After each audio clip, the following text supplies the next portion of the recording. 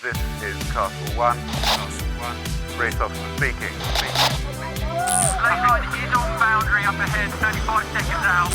A bit lower and faster here. That's a good one, Jimmy. Still gaining on the lane line there. We're looking at 10.5 to 42. Matching him on the boundary, yeah, copy.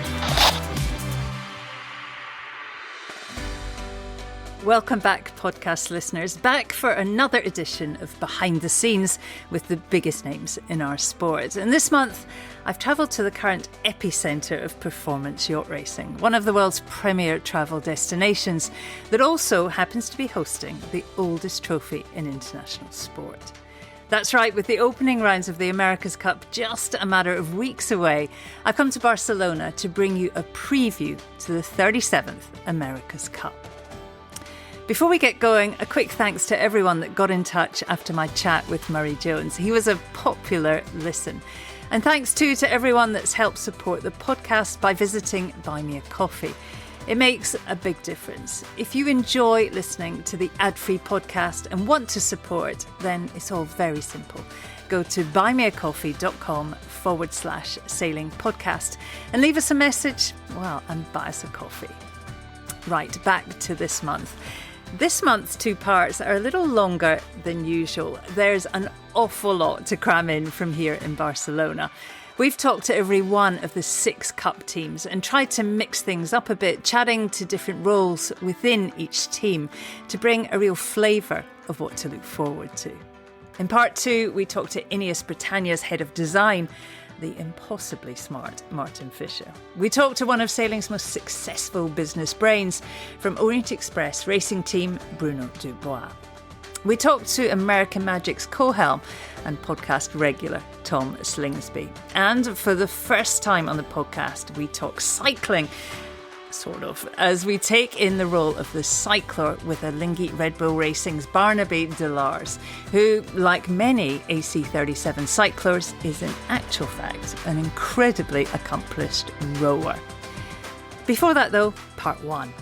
We chat to lead co-helm from Luna Rossa Prada Pirelli, the delightful Francesco Bruni, as well as one of the Italian team coaches, match racing guru Philippe Presti. We talk all things youth and women's cup with Abby Ehler. Abby's tasked with organising the 2 regattas, an accomplished offshore sailor herself, of course, but we kick things off with a real superstar of modern yacht design. Innovative, resourceful, brave. The lead designer from the Defender Emirates Team New Zealand, the incredibly talented Dan Bernasconi. I hope you enjoy the time I spent in Barcelona with the teams of AC37.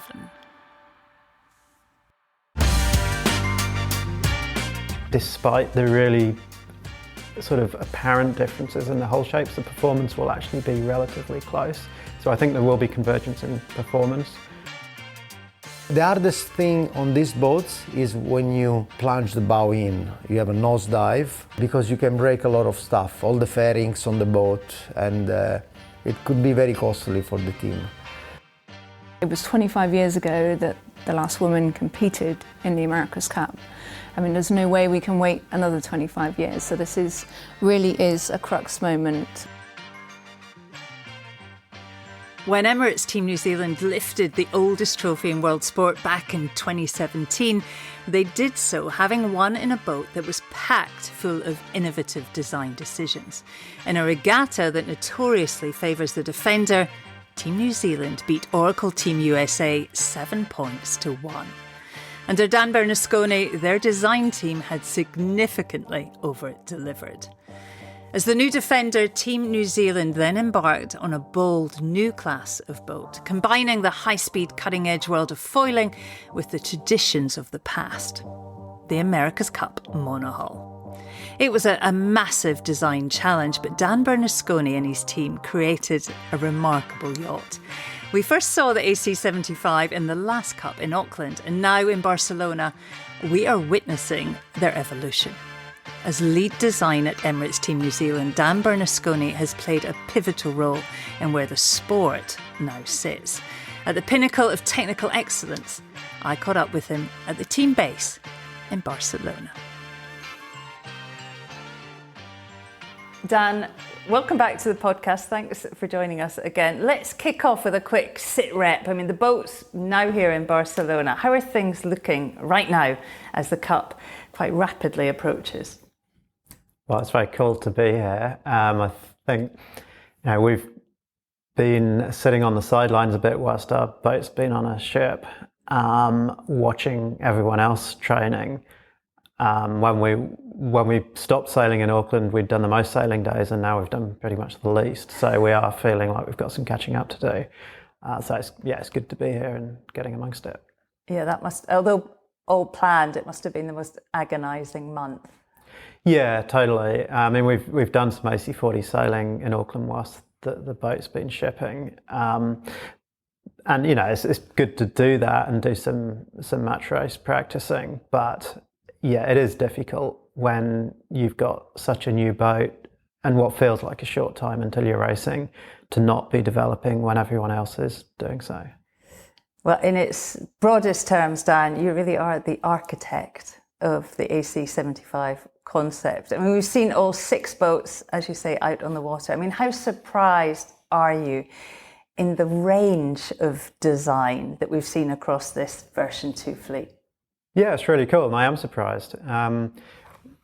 I guess you kind of imagine that with a second generation, or really a third generation, because most people did two generations last campaign.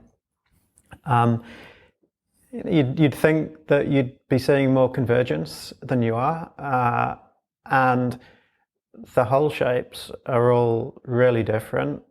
The sheeting systems appear to be quite different, and the foils themselves, although it takes a bit more of a trained eye to see that than the hull shapes, they also seem pretty different. So yeah, it's exciting. I mean, it's I suspect that despite the really sort of apparent differences in the hull shapes, the performance will actually be relatively close. So I think there will be convergence in performance.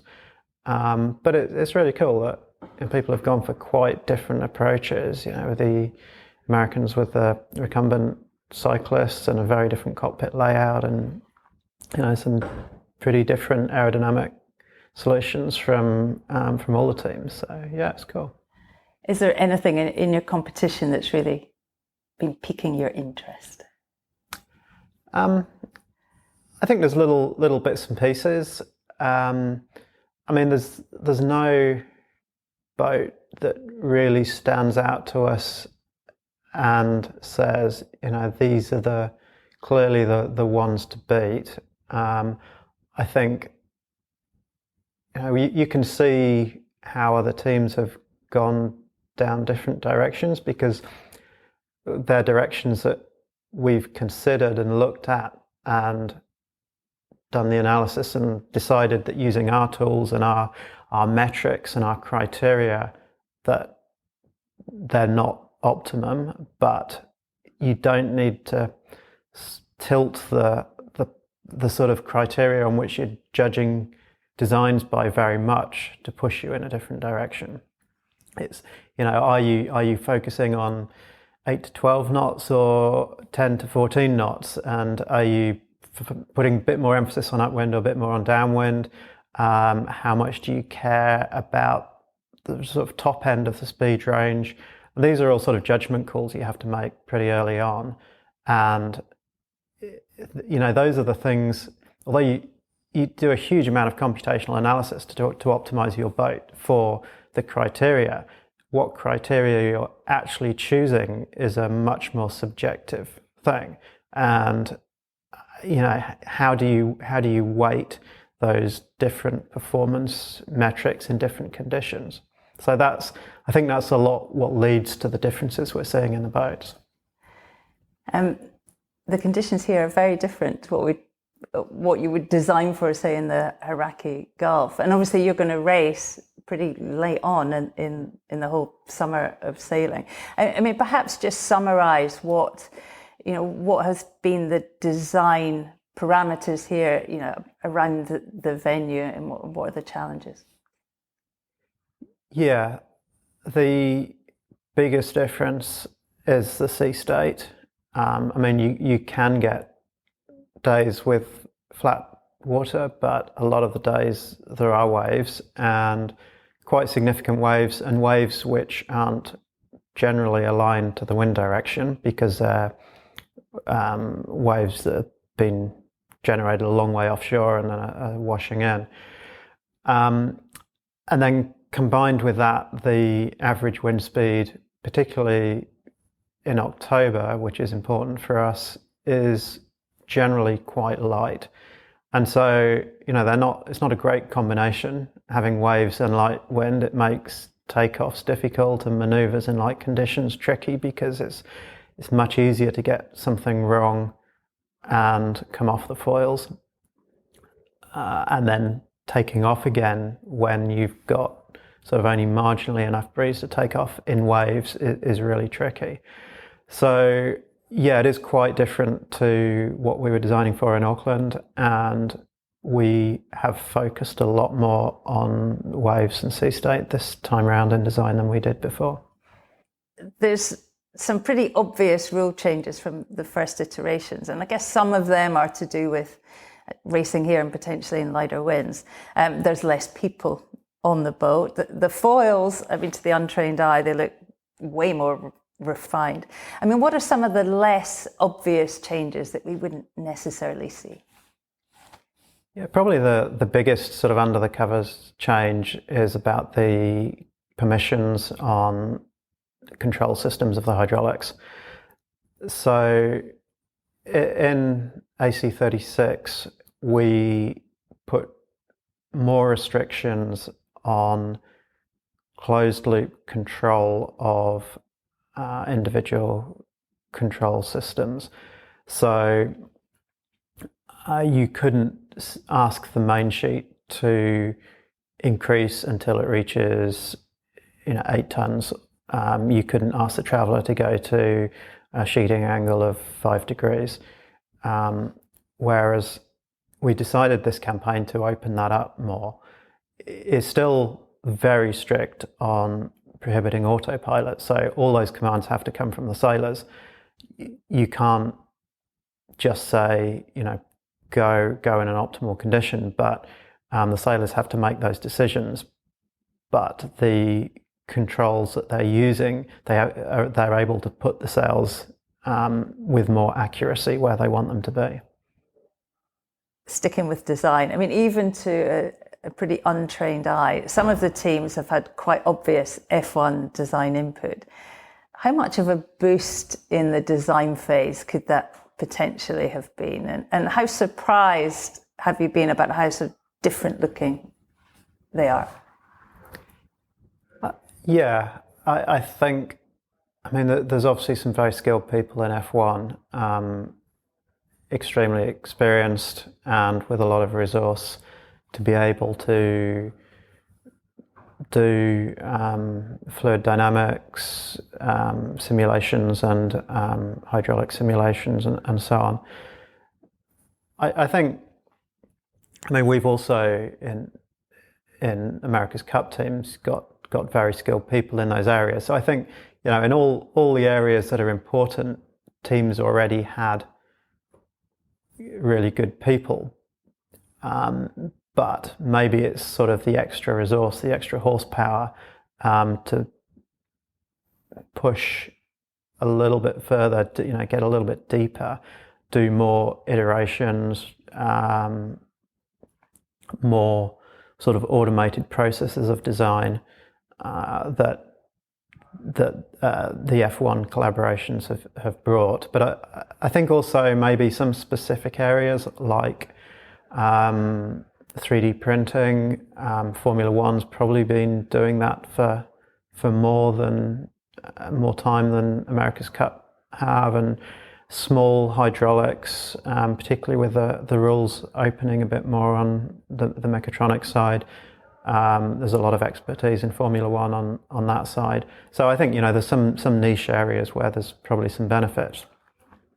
On the flip side of that, it's always difficult when you bring two teams together and the sort of managing who does what in a team. I think almost universally in any company, in any job, that the most common problem I've ever come across with people working in a company is sort of job protection. It's the number one thing that people worry about, is that someone else is sort of encroaching on their area, on their job. And when you put two huge teams together where you're almost duplicating every role, I can imagine that there's all sorts of personal conflicts and debates about, whose role is it to do this? Are we going to use the tools I've been used to for 10 years or the tools you've been used to? And it's difficult to work that out. And I think, so to counter the deep experience that Formula One brings, we've got a very strong team where everyone knows exactly what their place is in the team, and we've been working together for a long time. Let's talk a little bit about the recon program. I mean, you have been widely credited with coming up with the whole idea. I mean, sadly, it's just come to an end, but it's gone down incredibly well with Cup fans, around the globe. How much of a success was it? I mean, obviously the fans loved it, but in terms of, recon for the designers in all the teams, how much did it work? Yeah, I can't speak for other teams, but we really enjoyed it. We didn't have the resources in the last campaign to have one recon team following each of our competitors. We had one good recon team, but we had to guess, where was the best place for them to be. And, there were times where they'd go to the UK for a week, and it was the week that they'd all gone on holiday.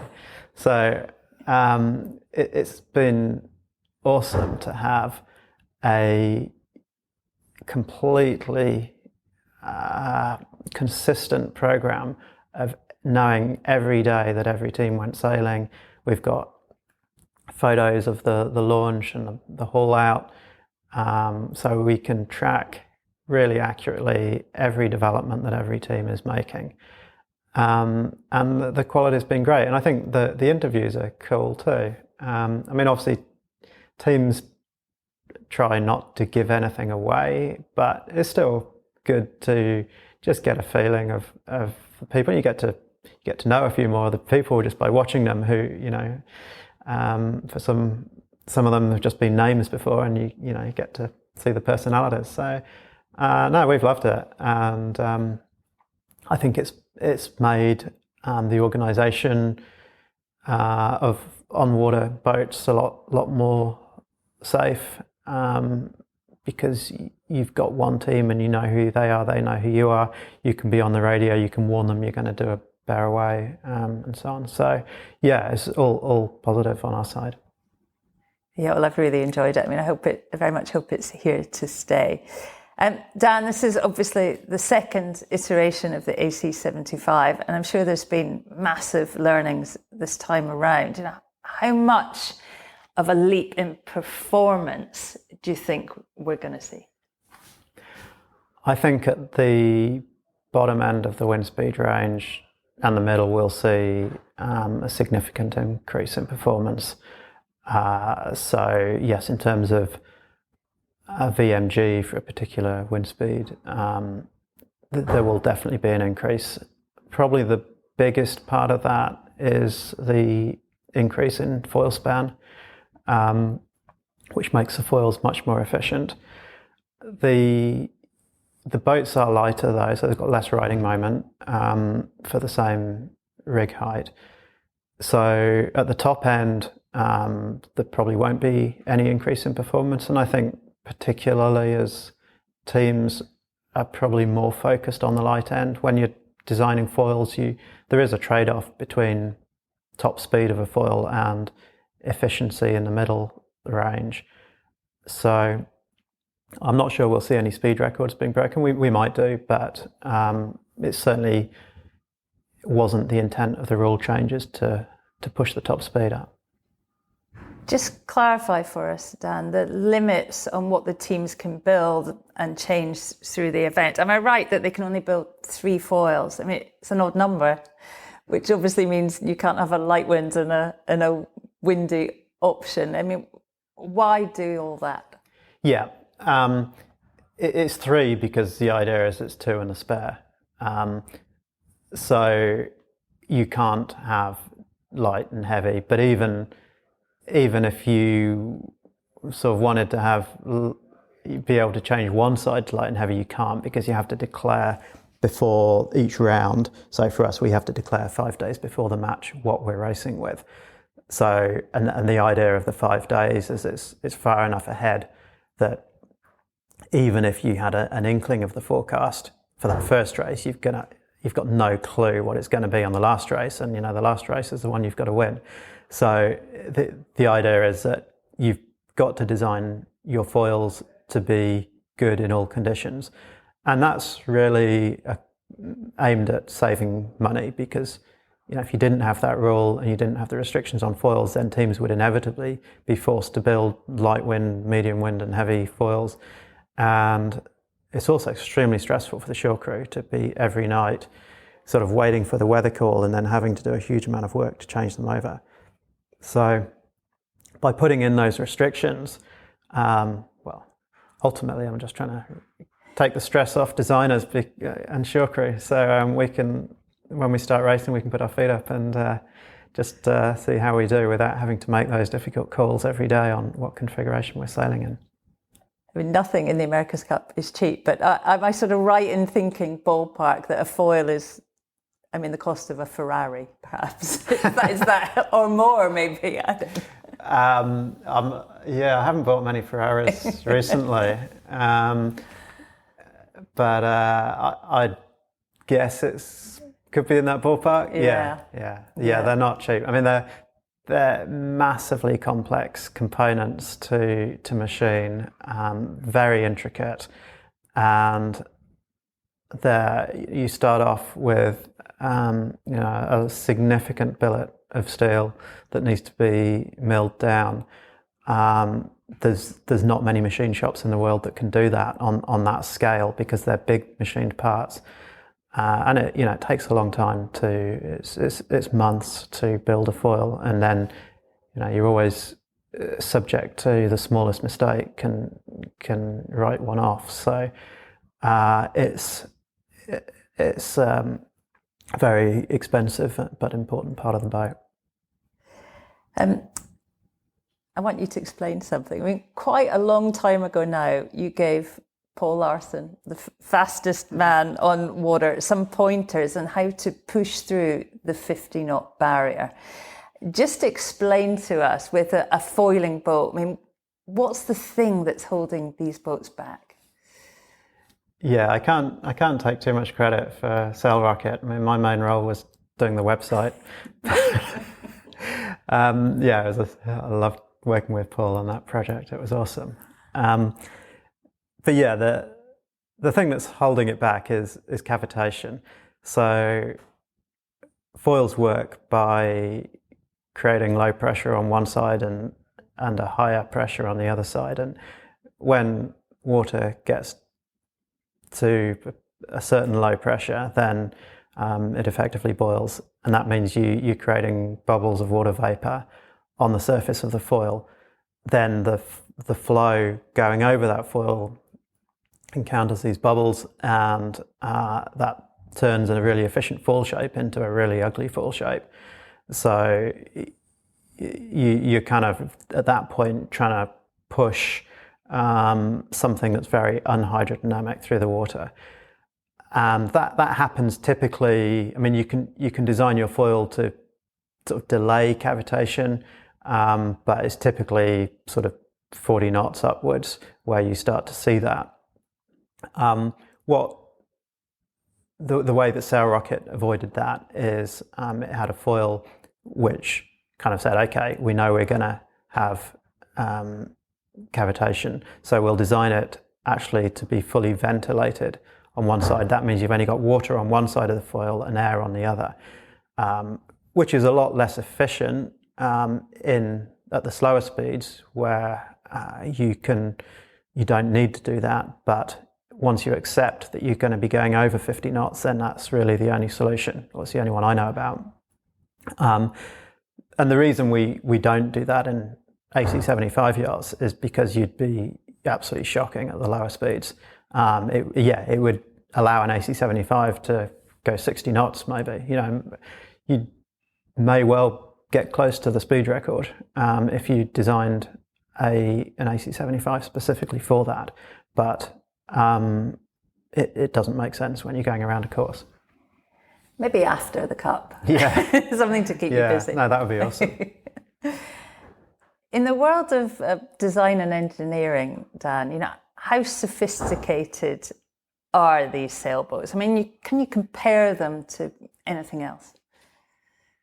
Well, the obvious comparison is Formula One. I think they are very similar in terms of the amount of design effort and the multidisciplinary nature of it. We've got material scientists, structural engineers, naval architects, hydrodynamicists, aerodynamicists, software engineers, simulation, hydraulics engineers, electrical engineers, electronics. So, pretty much every branch of engineering except tunnels and bridges. And that's very much the same in Formula One. They don't do too much hydrodynamics, but other than that, it's similar. And then, I suppose another comparison is Rocket Lab, which in New Zealand is really successful. Well, it's not a startup anymore. It's a really significant company, and there's a lot of over the years. There's been a lot of movement of people going to Rocket Lab and coming back again, and both on the build side, composite boat builders, and on the design side. It's definitely up there, and I think that's what keeps attracting really top engineers to the team, is that it is very exciting work. What area of design do you think is going to be the winning ground, the winning edge here in Barcelona? Yeah, I think it isn't going to be one specific aspect of the boat. Going back to what I said right at the start, you've got to pick at the beginning of your design cycle what you're trying to target, and so to some extent it'll be who's targeted the right thing. The priorities of waves over flat water speed and so on. But ultimately, it is going to be the combination of the foils, the hull shape, the sails, and the control systems all working together and working coherently.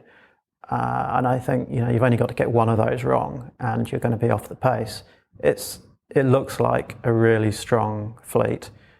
I think in AC36 we had a strong inkling that we'd be racing Luna Rossa in the final. This time it's very, very hard to pick. I honestly can't. You couldn't rule any of them out at all. I wouldn't like to have to bet on it.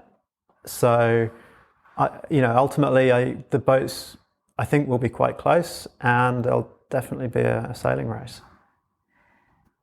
And lastly, personally, for you, Dan, I remember before Auckland speaking to you, and the skeptics couldn't even really see how the design was even going to work. Professionally, how much pride do you feel for you and your team when you see these pretty sophisticated machines, more refined than ever, zipping around off Barcelona? How much pride is that? It's awesome, and I was certainly relieved when we saw the first prototype AC75 from another team actually get up on the foils, because we invested a lot in pushing that for the class rule without a prototype. So I think the team here that we're all still together, and we love the boat, and I'm such a great group to work with, I mean, it's got to the point now in design where the design team runs itself. Everyone is so good at their role. So yeah, it's nice to see that happening. And yeah, I hope the 75 continues on. Dan Bernasconi, thank you so much for your time. It's always a pleasure, and best of luck for the summer. Oh, thanks very much. The incredibly smart, unwaveringly modest Dan Bernasconi. That's a significantly shorter version of our chat. I could talk to Dan about his approach to design for hours. Dan, thanks so much for making the time to talk to us. Now, our next guest is part of the Italian team that in the last Cup took the concept of the AC75 and added an extra twist.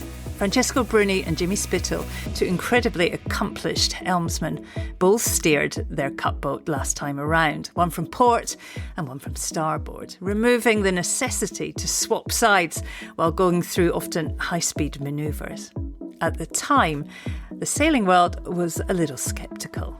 For this Cup, everyone is doing the same. I caught up with Francesco just before heading out onto the water.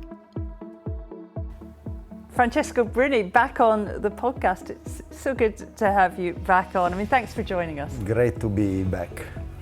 I have to say, it's the first time for me at your base. I mean, you are in a great spot here. How much are you loving being in Barcelona? We really like Barcelona. Honestly, at the beginning I was a little bit concerned with how big the city, how many people around, but to be fair, I think we found a great logistic balance with our team. We have a good base. We are staying in very nice apartments, not too far away. It's all good so far. I have to say, if our listeners know Barcelona at all, you're literally, a stone's throw from the W Hotel. It is the best real estate in Barcelona. It's a good spot. Yeah, and very close to the harbour entrance and exit, which makes it a little bit quicker to get in and out with the boat. So a little bit of a technical help there. And we love this spot. We love this city, and but we are thinking every day about the racing more than the logistics.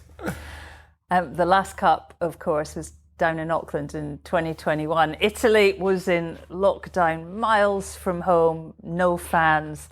And now, Francesco, here we are in Barcelona, a European Cup. I mean, how is that going to be? How much are you looking forward to having your fans here in this amazing city? It's going to be a huge difference compared to last Cup. Last Cup we could really feel the people wanted to be with us, but they couldn't. And lots of emails and videos and messages, but everything was from remote. So we could really feel the passion about our fans, but no more than that. This time is going to be very, very different. I have lots of friends coming over, and a lot of Italians are going to be here with their boats or their happiness to be very close to the team.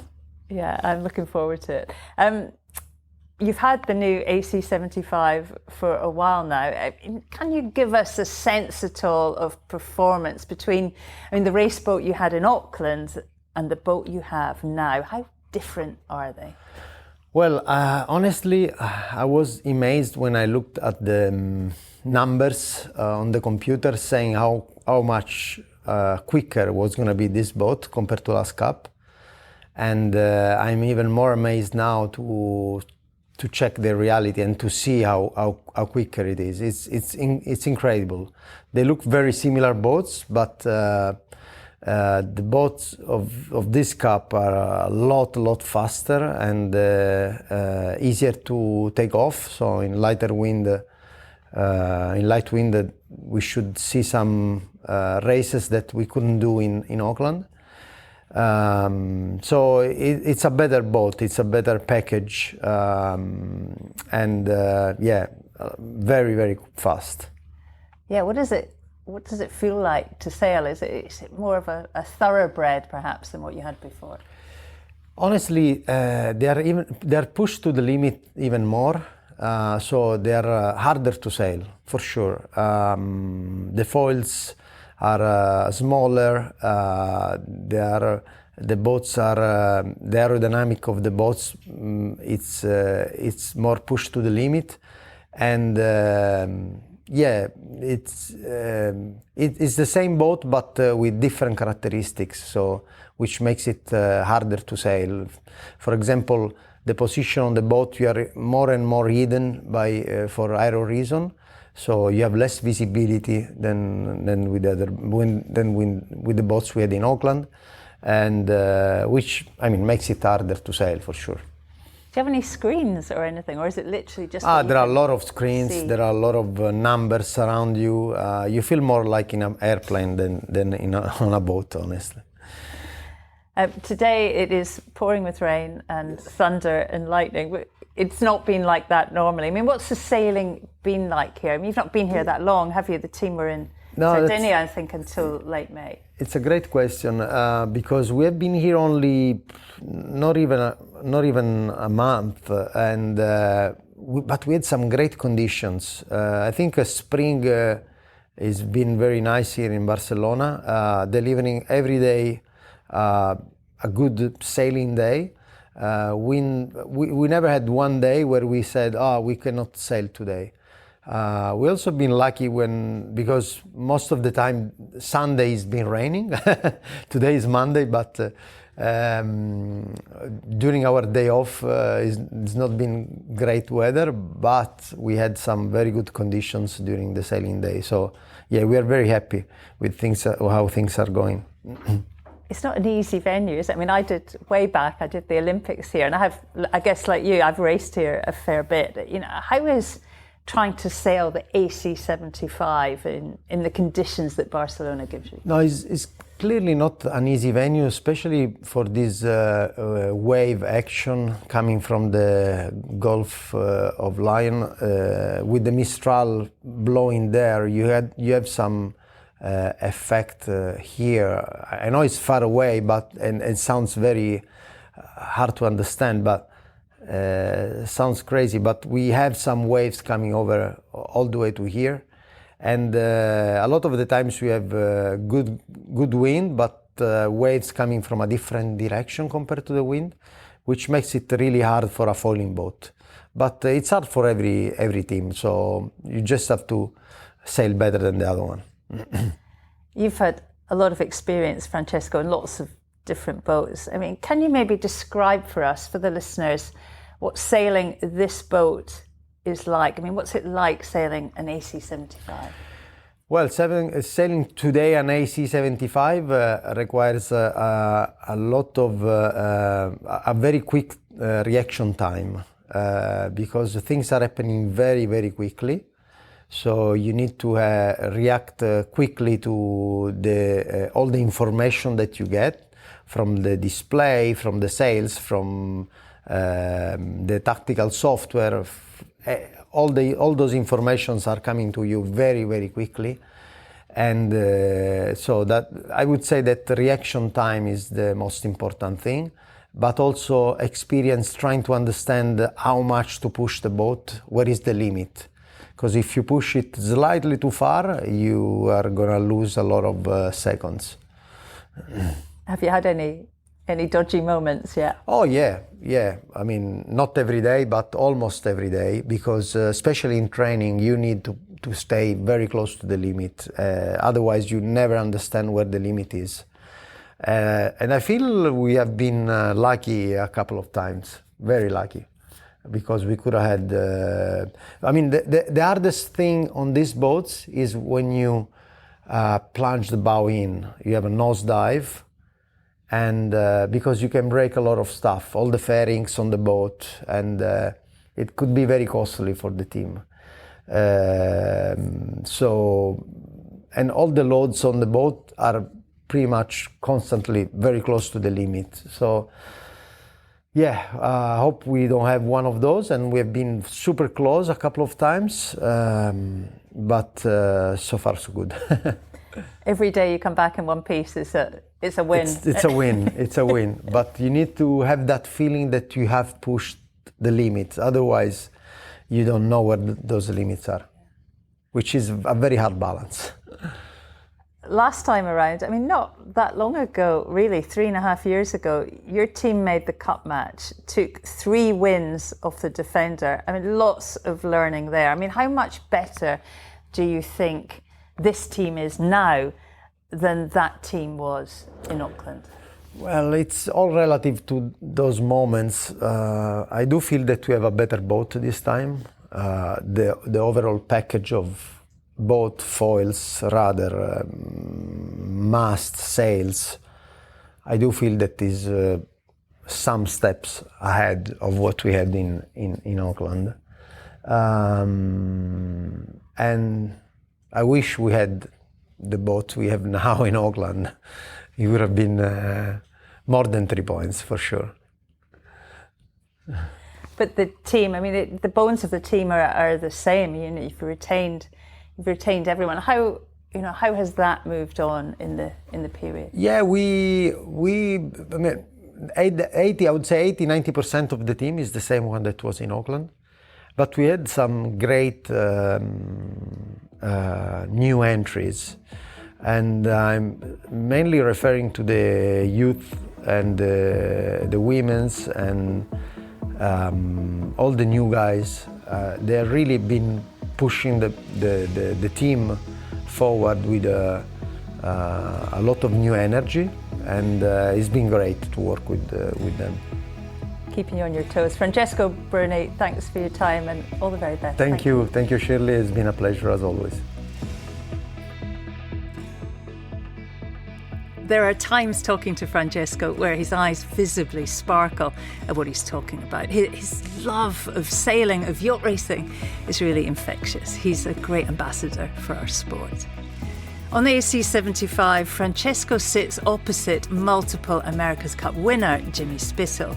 And since his first stint at Luna Rossa in 2007, Jimmy's coaching confidant has been the incredibly talented Philippe Presti.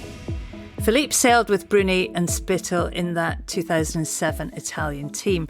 He's represented France at 2 Olympics and is widely recognised as one of the world's leading coaches, specialising in the complicated art of match racing. I spoke to Philippe at the Luna Rossa base in Barcelona. Philippe Presti, back on the podcast. It's been a while. Thank you for joining us. Thank you. For our listeners, Philippe, just give us a quick rundown of your role here at Luna Rossa Prada Pirelli. And what do you do? So my role, I'm the sailing coach. We're 3 coaches and working around the team. And my specialty is everything about racing, match racing, relation with the race committee and all the organization on the racing side. The reason I really wanted to talk to you, Philippe, was I wanted to talk about match racing and what you're expecting from AC37. I mean, the boats, they look a lot more stable, a lot more manoeuvrable than previous foiling boats we've seen at the Cup. I mean, looking forward to this Cup, how much real yacht racing are we expecting here in Barcelona? Last campaign, last Cup, everyone was very suspicious about the quality of these boats for pure match racing. It ended up by being pretty nice. I thought there was great starts, great action especially in the final. And this time the boat get more stable, more controlled by the sailors, and I expect it will be another layer of a very good match race and very good excitement. Said that, to play the game you need to be 2. So we have to see how the teams are shaping up and how we can play our game.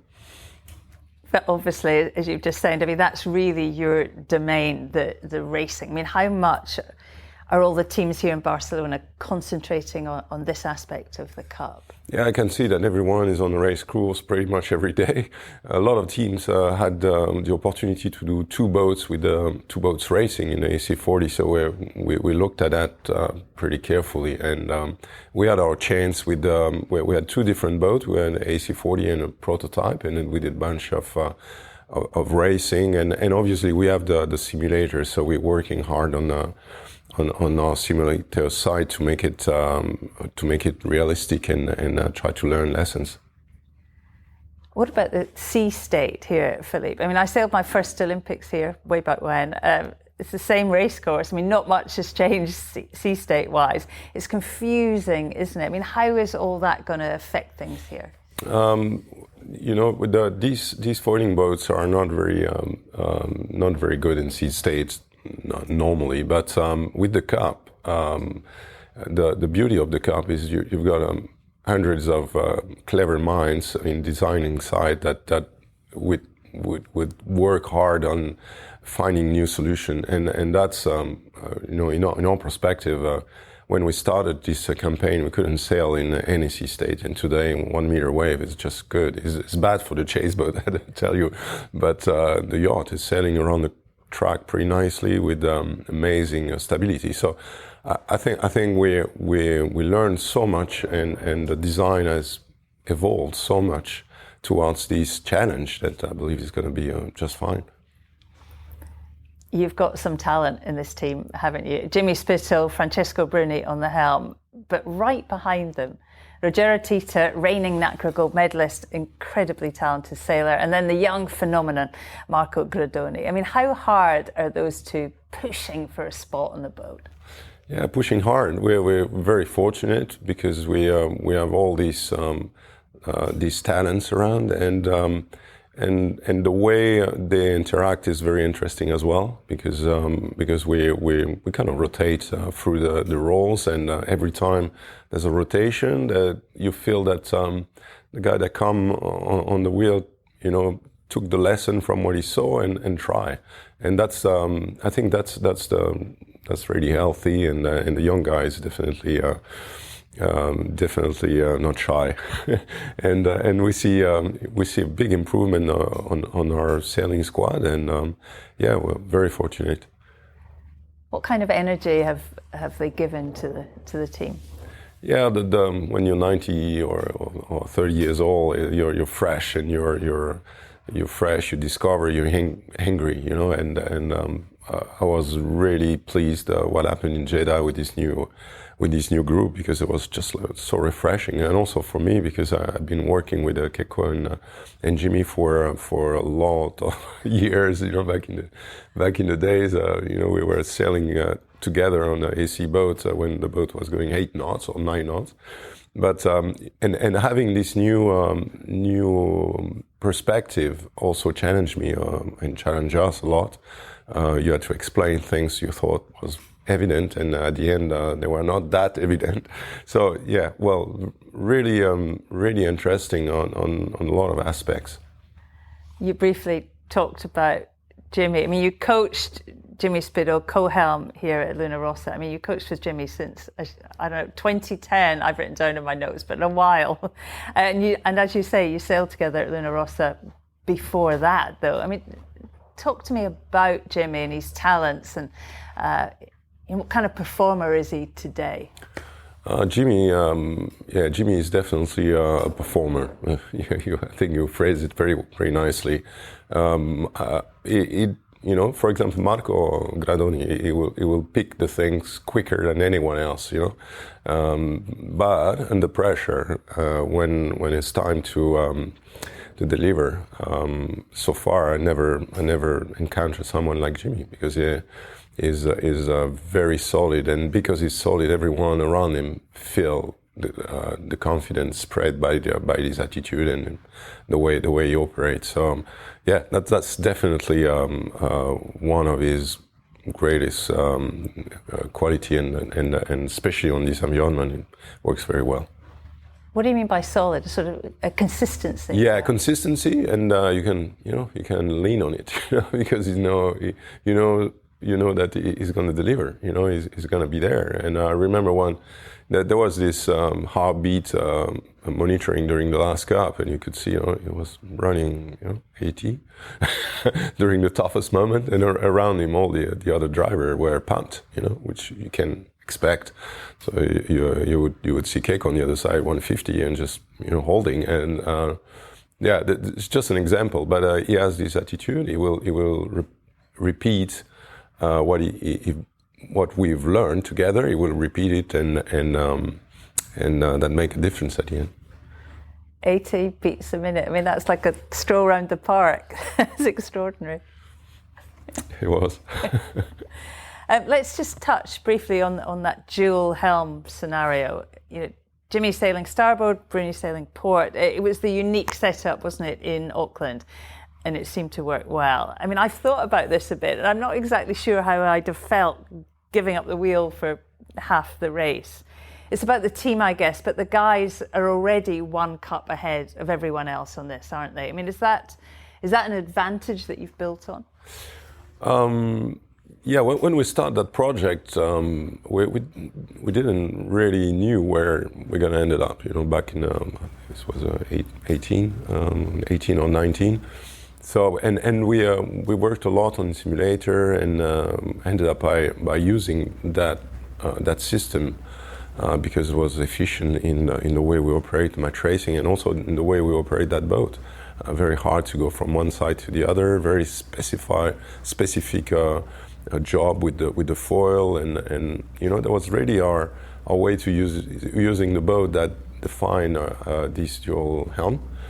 And since then everyone just took it as must be. You know, it seems that the new AC40 are just built like that, and so far nobody moves, which makes a lot of sense. The boats are super quick. You want to stay away from the wind. The major brake is your body against the breeze. That's the major brake on the yacht, and everyone picked it up, and you could see that you know you need two helmsmen that trust each other, and two helmsmen that have a complementarity, but also a very good understanding of what needs to be done. And I used to say, you know, the port helmsman actually is the one that built the strategy. The starboard helmsman, you know, finished the job, but the port helmsman talking about pre-start, is the one that define really the positioning, the strategy, the time and distance, and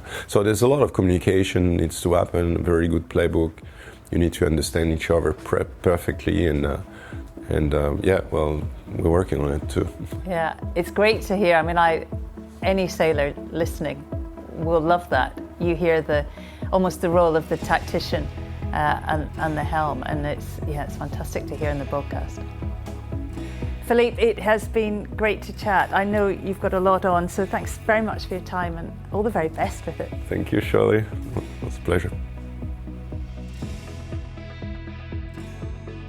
Philippe Presti. If you want to hear more about Philippe's approach to coaching, dive into the podcast archive. Towards the end of season 3, Philippe appears in a podcast with several other of the sport's leading coaches.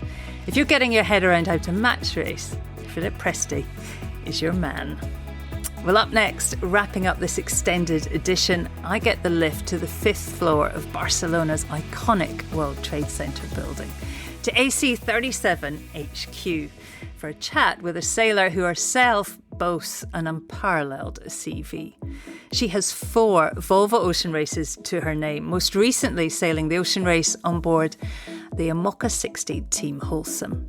Abby was one of the key driving forces behind women's sailing initiative, the Magenta Project, and has worked across multiple campaigns and sailing events in shoreside logistics, a role that sees her perfectly suited for her job here, running the youth and women's events that will take place alongside the America's Cup.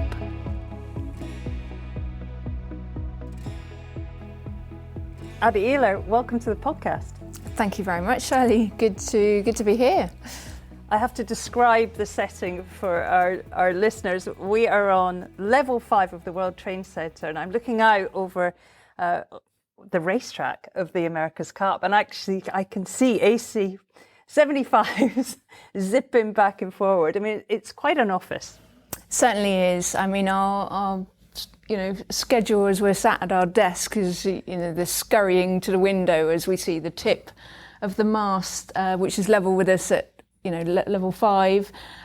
Quite funny if there's a person at the top of the rig is literally at our eye level as we're going out. So we get a bird's eye view of the boats as they head out to the racecourse for training. So yeah, it's a perfect location to be.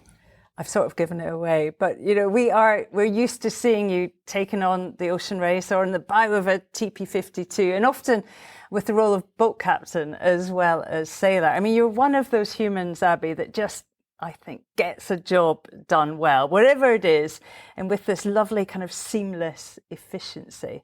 And I suspect in your new role, you're using all your skills here in Cup World. I mean, just tell us what you're doing here. Describe your role. Well, no pressure there, is there? So basically, I've been brought in to help with the Youth and Women's America's Cup events that will be held here between August and October. My role is primarily the organisational planning side, liaising with teams and working alongside Daryl Wisling, who you'll know from the ocean race as well. Daryl will manage the technical side, so looking after the fleet of AC40s that we'll take into our pool, and also the shared technical support team, of which there'll be about 30 staff. So yeah, supporting Daryl in my role, sort of non-technical. There's obviously a little bit of overlap as we between our roles, but yeah. Looking forward to what's going to be a really exciting couple of events and hopefully a highlight to add to the America's Cup itself. The America's Cup, I think this week they launched in the summer of sailing. It is a full-on programme of activity, and a large slab of that is the Youth and Women's America's Cup. I mean, it is a big job. You have a lot of teams and a very full-on programme. I mean, Abby, give us a quick one-on-one of how it's all going to work. Yeah, so as I touched on, we will take the AC40s that have been used in the preliminary events. We have 6 yachts that are supplied by the America's Cup teams themselves. They go into a pool. We ensure that the boats are one design. And then starting on the 10th of September, that will be the first training day. And obviously we have 2 pools. We have the Pool A, which, if you want to call it that, is the AC teams. Pool B is the invited team. So we've got 6 nations coming from a range of countries. And so they get a little bit of priority in the training time on the water, just because they haven't had that access to the AC40. So we have about 4 or 5 days of training, and then we'll start into the fleet racing. So that's 6 boats from the America's Cup teams racing on one day, the invited teams racing on another. And at the end of that fleet racing, the top 3 from each pool come together, and then it's all out until the final match race between the top 2 teams. And it's the same format for the youth event, which will happen first, and then again repeated for the women's event starting in late September. Oh, it's exciting, isn't it? I mean, it's a very similar format to we saw in the preliminary events in Villanova in Jeddah, where all the boats start off racing together. I mean, that was so exciting. Let's talk a little bit about the boats. They are, in many ways, massively more straightforward, aren't they, than the AC75? And talk to me a little bit about how they will be utilised, because even if you have one, if you're part of the British team, obviously you have a boat, but that will go on into a central pool, won't it? Exactly, yeah. And this is to create, a level playing field once the event starts across all nations. And so by taking them into the pool, we have an opportunity to ensure that all the boats are the same as much as possible within the rule. They each have new sails. They'll be using one design target. So you're trying to level the platform across the fleet. And then when an AC team will sail their boat on the day that they are training or racing, and on the day that an invited team is sailing, we have allocated them a boat so that you're kind of allowing them to build a relationship with that AC team, because obviously there's it's a different dynamic just getting these boats off the dock, hoisting the sails, how the rib comes alongside. We're really hoping that by the time we get to September that the invited team and the AC team have kind of, made contact with each other and gone through the basics of how those operations to really upskill those invited teams. And the hope is, next year that there is a circuit for these boats, and fingers crossed. We hope that there is ongoing commitment for youth and women also. I mean, they are relatively simple, aren't they? Flight control there's an autopilot essentially for that, but we saw in both Jeddah and in Villanova, they're pretty tweaky. It's quite easy to get it wrong.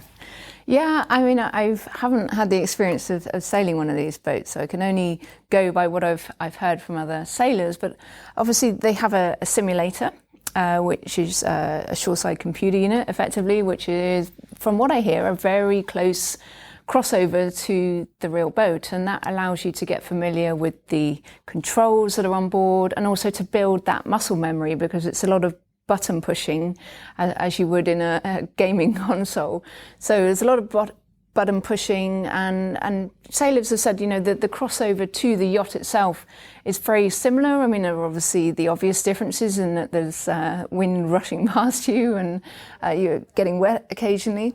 And the simulator can be a lot more forgiving, especially during manoeuvres, for example, bearaways. But it seems like it's a great tool to learn on, and it allows a lot of people to learn in a controlled environment and then take it across to the yacht.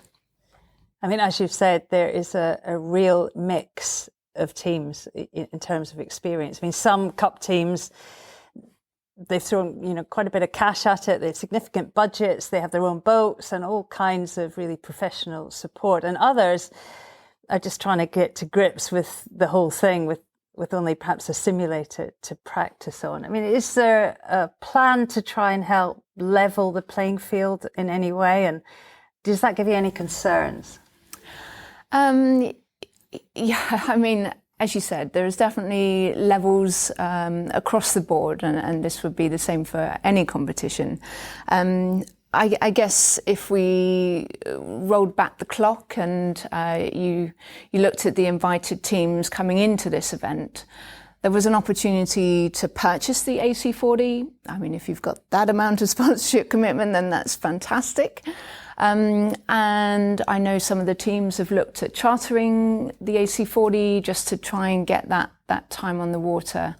We're really hoping that this buddy up between the AC teams and invited teams will create some time on the water for the invited teams to get that experience. And I think it's certainly in the interest of the AC teams, because effectively their boat is being sailed by another team.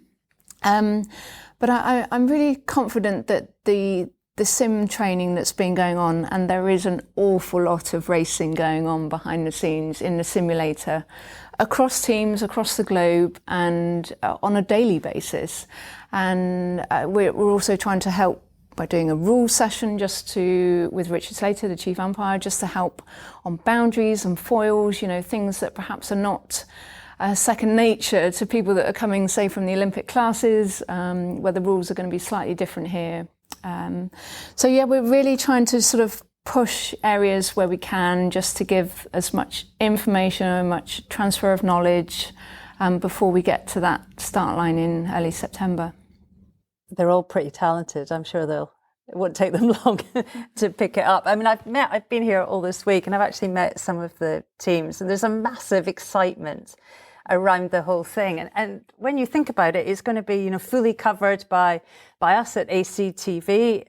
It's going to look amazing. It's rare that our sport is filmed like that and showcased in front of an incredible city.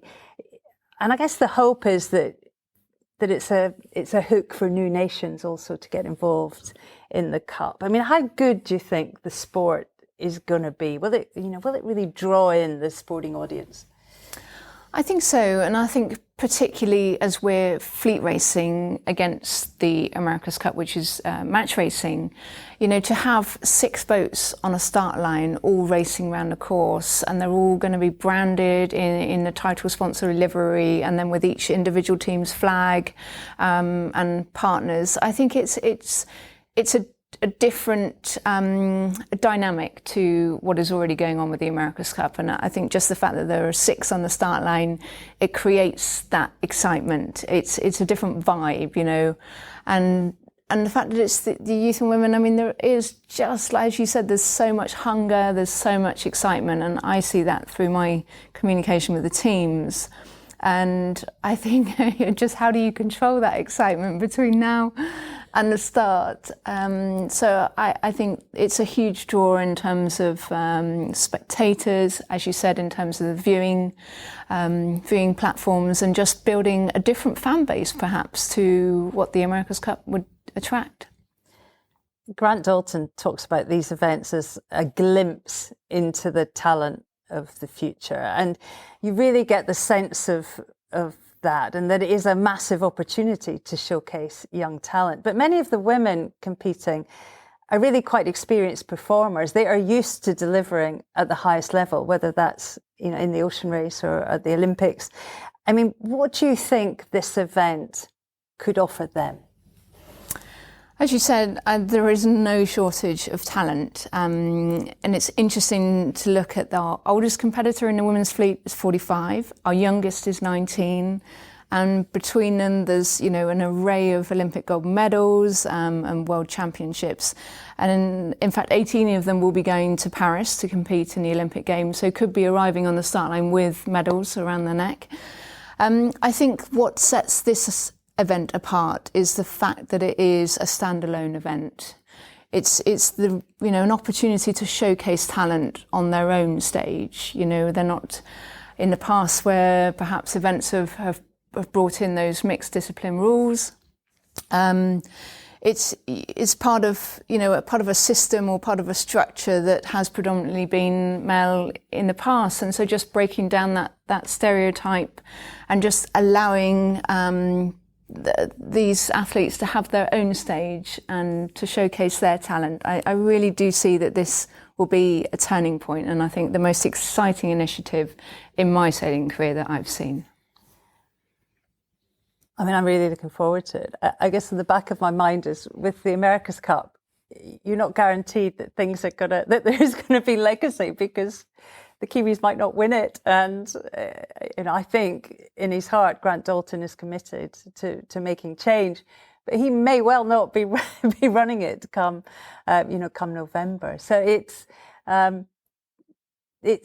hope it's not just a one-off, and it is the beginning of a real injection of women at this highest level. Yeah, I 100% agree, and I wonder if that is in fact something that gets written into the protocol, is that there must be an ongoing influx of youth and women into this event. And as you said, there's no guarantee, because it's one of those really unusual events where the winner gets to write the rules. And we've seen in the past that will dictate the type of boat, the style of the event. But I mean, I don't think the sailing world, society, would let us step back from what has happened here and what we're about to see. I think it's too much of a complete move in the right direction, and I think almost it would be criminal not to see this female talent going forwards from here. And whether that's as a standalone event or whether it's more integration into the America's Cup senior teams or the main teams. I don't know what the right answer is to that, but I definitely feel that this is a real step in the right direction. If you look at it from the point of view that it was 25 years ago that the last woman competed in the America's Cup, I mean, there's no way we can wait another 25 years. So this really is a crux moment. And it is that the question is, what is success going to look like at the end of this Women's America's Cup? And I'm sure there'll be a lot of learnings to take away just by the variety of teams that are involved and their experiences in this event as to what the best process going forward will be. But I think only time will tell, but it's definitely progress in the right direction. I mean, you're absolutely right. That is the question to ask. And I'm interested about you personally. I mean, you're one of the founders of the Magenta Project. I mean, that seems like a lifetime ago. I guess you just sailed around the planet on SCA, and I guess was really frustrated about the lack of real substantial opportunities for women within our sport. I mean, to be involved in this now, to watch it evolve, and I guess have the expectation that it actually does create real change in this arena. I mean, what would success look like for you, Abby? Yeah, it's $1 million question, and I think if I look back, first of all, to answer that question, and my first race around the world was back in 2001, where I was part of a team headed up by Grant Dalton on the Aim of Sports 2 campaign. And if I look at where we are now, albeit 20 years later, and Grant Dalton is heading up an organisation that is promoting women to sail in the America's Cup, I mean, that to me is a huge change, a huge, it's huge progress. And I know it's a long period of time, but you could look at other events like the Olympics, which is obviously going for gender equality, Sail GP, the ocean race, where we're starting to see change. And I think just for me, that snapshot of where I was 20 years ago with Grant and on our team of all-female team, headed up by Lisa MacDonald, to where we are now, I mean, that shines in my world as a huge step forward. And so what does progress look like? I think it's normalising the fact that the women are here, women are involved in roles that perhaps are traditionally male stereotypes, such as engineering or, the mechanical side of shoreside work in this type of environment. So I think that's from being one of few to being one of many where we are today. I think that is progress, and I think it's just that normalisation of having men and women being employed in roles on boats based on their skill set. So it's a really hard question to answer. What does success look like? But I think it's that for me, it's like from being one of few to one of many where we are now, and for that to continue to progress in that trajectory. I guess we all hope it's not a one-off, that it actually grows and grows. Yeah, exactly. And I think having seen the input that's going into this event, having seen the enthusiasm and the opportunities, I can't see it going backwards from here. I think this is just, it's so exciting, and there's so much sort of hype building around this. We've got the support of Pooch as title sponsor, the support of Port Olympic, really, hosting our team base. And yeah, I think just the support of the AC teams, the support from and the interest from the invited teams, I mean, it paves the way for great things to come. Abby Ehler, I know you're a very busy woman with a lot to do, so thank you so much for your time, and best of luck with it all. I can't wait to see it. Yeah, me too. Very much looking forward to it, and thanks, Shirley. Abby Ehler. Once the dust has settled and the trophies have been won, we need to get Abby back for a full-length edition. She's an inspirational character for so many reasons. Well, to all our guests on this edition, a big, big thank you. Time is vital in the America's Cup, whatever your role is, and the demands on the teams are many. So to everyone that sat down with us, a big thanks. Thanks too, though, to some of the busiest people in Barcelona right now, the team press officers. Juggling time slots between training and media work is an impossible job. So in this edition, to Hamish Hooper at Team New Zealand, a massive thanks. And the delightful duo of Sara Pisani and Giulia Caponetto at Luna Rossa. Guys, thanks as ever for your hospitality. A huge thanks. If you've enjoyed what you've heard and you'd like to support the podcast, please do head over to buymeacoffee.com/sailing podcast. We work hard to bring you a real quality ad-free listen, and it takes a lot of time and planning, so it's lovely to have your support. Many, many thanks for that. And talking of busy folk in Barcelona, a massive thanks to the very talented Tim at Vertigo Films. Tim is utterly immersed in the America's Cup right now. He's been in Barcelona for, well, months, and so spending his rare downtime making yet more Cup content really is commitment to your listening pleasure. So Tim, on behalf of all our listeners, a massive thank you. Until next time, thank you all so much for listening. Have fun on the water and sail safe, everyone.